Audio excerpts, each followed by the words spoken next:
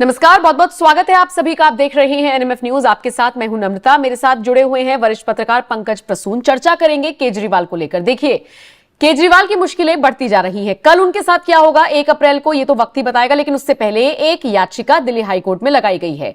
इस याचिका में कहा गया है कि इनको सीएम पद से हटाया जाए। अब ऐसा नहीं कि पहली बार ये याचिका लगी है, इससे पहले भी लग चुकी है, लेकिन कोर्ट ने उस याचिका को खारिज कर दिया था पंकज जी, ये कहते हुए कि एलजी या फिर राष्ट्रपति इस पर फैसला ले, और ऐसा कोई संवैधानिक रिवाज नहीं है, कोई ऐसा नियम नहीं है कि हिरासत में अगर वो हैं तो वो सीएम नहीं रह सकते। एलजी का बयान सामने आ ही चुका है जिसमें वो कह रहे हैं कि हम जेल से सरकार नहीं चलाने देंगे। मैं आप सभी को आश्वस्त करता हूं। अब मुझे ये बताइए कि ये जो याचिका, ये विष्णु गुप्ता है जिन्होंने याचिका लगाई है, इस याचिका से कितना असर पड़ने वाला है केजरीवाल को लेकर, ये जो पूरी जांच चल रही है, और क्या आने वाले वक्त में हम ये मानकर चलें कि इस याचिका के आधार पर अगर मान लीजिए कोर्ट इसके पक्ष में कुछ फैसला सुना देती है या फिर कार्रवाई आगे बढ़ती है तो मुश्किलें बढ़ सकती हैं केजरीवाल की?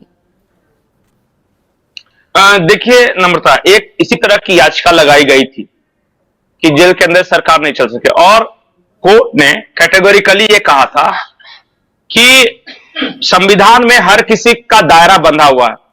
कोर्ट ये नहीं डिसाइड कर सकता कि सरकार को बर्खास्त करना है कि जेल से चलाना है, नहीं, वे एग्जीक्यूटिव का फैसला होता है।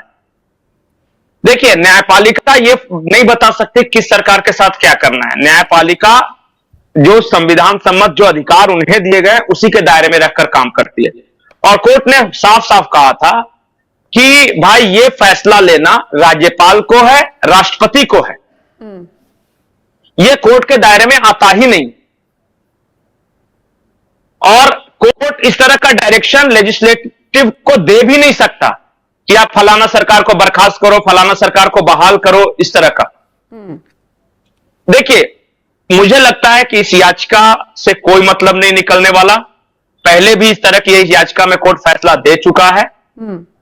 ये जेल से चलेगी नहीं चलेगी, सरकार को बर्खास्त करना है नहीं करना है, ये डिसीजन यानी कि राष्ट्रपति शासन लगाने का डिसीजन या तो राज्यपाल सिफारिश करेंगे और राष्ट्रपति उसे स्वीकार या अस्वीकार करेंगे। तरीका यही है और यही होता भी है। तो मुझे नहीं लगता कि ये कोई हिंदू सेना के विष्णु गुप्ता जी हैं। कभी कभी क्या होता है ना, कुछ लोग न्यूज में आने के लिए भी इस तरह के काम करते हैं। जब इस तरह की याचिका पर एक फैसला हो गया है, लेकिन फिर भी मैं थोड़ा सा प्रोमिनेंट, मतलब कुछ खबर ओवर बनेगी, कुछ बाइट वाइट चलेगा, मुझे नहीं लगता कि इसका कोई संवैधानिक प्रावधान नहीं है। देखिए, कोर्ट जुडिशरी की भी एक सीमा है कि वो क्या कर सकता है, वो नहीं कर सकता, वो लेजिस्लेचर को डिक्टेट नहीं कर सकता।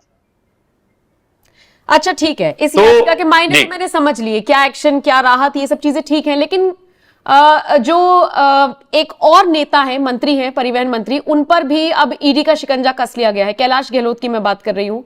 उन्हें बुलाया गया था, अलग बात है कि समन जारी हुआ, वो तुरंत पहुंच गए। अब ये जो समन जारी हुआ, उन्होंने जांच में सहयोग कर दिया, पहले दिन पहुंच गए, 6-7 घंटे की पूछताछ हुई, वापस आ गए। अब ये कहा जा रहा है कि ईडी टारगेट कर रही है, और फिर जैसे कि आरोप पंकज जी पहले से लगते आ रहे हैं कि मोदी सरकार के इशारे पर सब कुछ हो रहा है। नहीं, एक इंटरेस्टिंग बात है हो रही है, थोड़ा एक्सप्लेन कीजिए कि अब इनका नाम कैसे आ गया, इन पर क्या आरोप लगे हैं?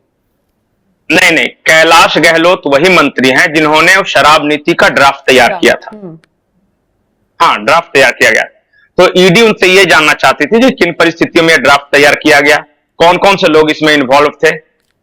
अब कैलाश गहलोत ने, जो मेरी जानकारी है, एक बहुत बड़ा खुलासा किया है ईडी के सामने। अच्छा। उन्होंने कहा है कि जो विजय नायर, जो कि शराब माफिया था, उस दौरान उसे दिल्ली में सरकारी बंगला मिला रहने के लिए। अच्छा। किसने दिया सरकारी बंगला विजय नायर को? वो तो शराब सिंडिकेट चलाता है। शराब सिंडिकेट चलाने वाले को इतना वीआईपी ट्रीटमेंट किसने दिया, किसने दिलवाया? इस सवाल का जवाब ढूंढना, ये कैलाश गहलोत ने कहा। कल 5 घंटे की पूछताछ हुई है उनसे, और वो पढ़े लिखे आदमी है। उन्हें जैसे ईडी समन हुआ, उन्हें कहा, हाँ जी मैं हाजिर होता हूं, पूछिए, अगर मैं गलत नहीं हूं तो पूछताछ करने में क्या हार जाए, मैं गलत नहीं हूं तो मैं भागूंगा क्यों? ईडी ने बुलाया, वो गए। कैलाश गहलोत से बाद में पत्रकारों ने पूछा कि क्या पूछताछ, तो वही उन्होंने जो बताया, मैंने भी कहा कि ड्राफ्ट तैयार की गई थी, कौन कौन से लोग इन्वॉल्व थे। एक और बड़ी इसमें ट्विस्ट है इस कहानी में, कि जब शराब घोटाला हुआ और पैसा गया, अब तक हम जानते हैं कि ये गोवा इलेक्शन में खर्च हुआ, लेकिन नया खुलासा यह है कि उस वक्त गोवा इलेक्शन की इंचार्ज आतिशी मार्लिना थी, और आतिशी मार्लिना ने ही उन सारे विधायकों को पैसे लौट किए थे। विधायकों ने कहा था ना, गोवा मतलब विधायक जो लड़ रहे थे प्रत्याशी, उन्होंने कहा था ना कि हमें पैसे मिले हैं, तो दिए किसने? डायरेक्ट जो हवाला के जरिए आया तो इनके खाते में तो नहीं डायरेक्ट गए, तो इनको डिस्ट्रीब्यूट किसने किए, उसमें आतिशी मार्लिना का नाम आ रहा है प्रभारी होने के नाते। तो अब नई खबर यह है कि आतिशी मार्लिना को भी किसी भी वक्त समन हो सकता है, उन्हें भी किसी भी वक्त पूछताछ के लिए बुलाया जा सकता है। और अशोक गहलोत साहब बिल्कुल सहयोग कर रहे हैं। उन्होंने कहा कि भाई माफ कीजिए, कैलाश गहलोत साहब सहयोग कर, उन्होंने कहा कि भाई मैंने ड्राफ्ट तैयार किया था, अब कौन कौन से इन्वॉल्व थे। उन्होंने तो ये कहा ना कि विजय नायर को सरकारी बंगला मिला था। तो कहानी में बहुत सारे ट्विस्ट है। अभी तो आतिशी मार्लिना को आने दीजिए, सारे लोग मिलेंगे, कहां से गया, क्या हुआ। राघव चड्ढा सोशल मीडिया पर फिर भी एक्टिव है, तो अच्छा, हाँ। कर रहे हैं, लेकिन आंखों की सर्जरी अभी क्यों करानी थी, ये सवाल उन पर बहुत लोग उठा रहे हैं। और कपिल सिब्बल ने तो कह दिया कि अगला नंबर उनका है। नहीं, कहानी क्या है मैं बताता हूं। जैसे ही पहले तो केजरीवाल को सम्मान वगैरह होता रहा, ये सब करते, लेकिन केजरीवाल को जैसे उठाया, राघव चड्ढा चले गए परिणीति चोपड़ा के साथ विदेश, गए थे आई ऑपरेशन कराने आंख का। लेकिन मुलाकात की एक तस्वीर वो प्रीत गिल के साथ। प्रीत गिल लेबर पार्टी की एक सांसद है और वो एंटी इंडिया स्टैंड के लिए जानी जाती है, चाहे वो कश्मीर के मसले पे यूएनओ में वगैरह वहां पे हमेशा पाकिस्तान के पक्ष में, भारत के खिलाफ आवाज उठाती रही। उस तरह की शख्सियत के साथ राघव चड्ढा ने क्यों मुलाकात की? अच्छा, राघव चड्ढा के आंखों का ऑपरेशन हुआ, उनके पहले की तस्वीर सबने देखी, एयरपोर्ट से लेके प्रीत गिल से मिलने की। उनकी पत्नी वापस लौटी, वो वीडियो दिखा, ऑपरेशन वाला वीडियो नहीं दिखा अभी तक, मतलब आंख में काली पट्टी वगैरह। ये एफएम के जरिए भारतीय जनता पार्टी के एक बड़े मंत्री के साथ संपर्क कर रहे हैं, और मुझे आश्चर्य नहीं होगा कि आने वाले वक्त में सुनिएगा आप, देखिए कि राघव चड्ढा ने पाला बदला। मैं पहले जानकारी दे रहा हूं, एक्सक्लूसिव जानकारी है।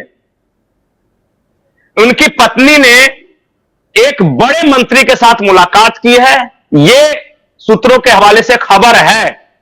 और जब तक नेगोशिएशन पूरा नहीं हो जाता, चड्ढा विदेश में रहेंगे। अच्छा, पंजाब में बहुत सारे सांसद, जैसे एकमात्र सांसद थे वो भाजपा में शामिल हो गए, रिंकू जी, उनको टिकट भी दे दिया गया उसी जगह से, जालंधर से। कहानी यह है नम्रता कि एकमात्र सांसद जो जीते थे वो तो बीजेपी में शामिल हो गए। और जो खबर आ रही है मीडिया के अलग अलग हलकों में, उसके अनुसार भगवंत मान का भी मन डोला रे डोला हो रहा है इधर उधर, क्योंकि खबर यह है कि सुनीता केजरीवाल को संयोजक बनाए जाने की संभावना से उन्हें बहुत बड़ा एतराज है कि वो भाई पूर्ण राज्य के मुख्यमंत्री हैं।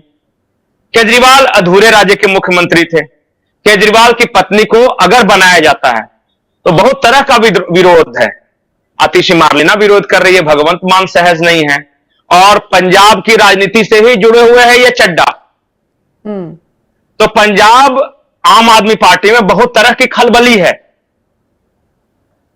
ये एकमात्र सांसद का पाला बदलना, फिर विधायक जो थे जालंधर वेस्ट से उनका पाला बदलना, राघव चड्ढा का विदेश जाना, और यह खबर आना कि बीजेपी के संपर्क में है अपनी पत्नी के द्वारा एक माध्यम बना के, भगवंत मान का विरोध, तो बहुत कुछ चल रहा है आम आदमी पार्टी में। देखिए, कहानी का क्लाइमेक्स अभी शुरू नहीं हुआ है, बहुत दिलचस्प कहानी होने वाली है आम आदमी पार्टी की। लेकिन ये टेंशन की बात है अरविंद केजरीवाल के लिए, क्योंकि ऐसा लग रहा है कि उनके जेल में जाते ही सब कुछ एकदम से हो रहा है। अब सब डर गए हैं कि जब तक संजय सिंह थे, जब तक मनीष सिसोदिया थे, हम कोई बात नहीं, केजरीवाल सिर पर है, लेकिन अब तो केजरीवाल ही चले गए, तो अब शायद इन्हें अपना कोई माई बाप नजर नहीं आ रहा। और इसीलिए जो खबरें आप मीडिया के अलग अलग हलकों से दे रहे हैं, हो सकता है आने वाले वक्त में वो पुख्ता हो या ना हो, वक्त बताएगा। तो बहुत बहुत शुक्रिया पंकज जी ये जानकारी देने के लिए। 3-4 बड़ी खबर इसमें आई हैं, बाकी केजरीवाल के खिलाफ याचिका लगाई गई है हाईकोर्ट में। बताइए इस पूरी खबर को लेकर अब आप क्या राय रखते हैं?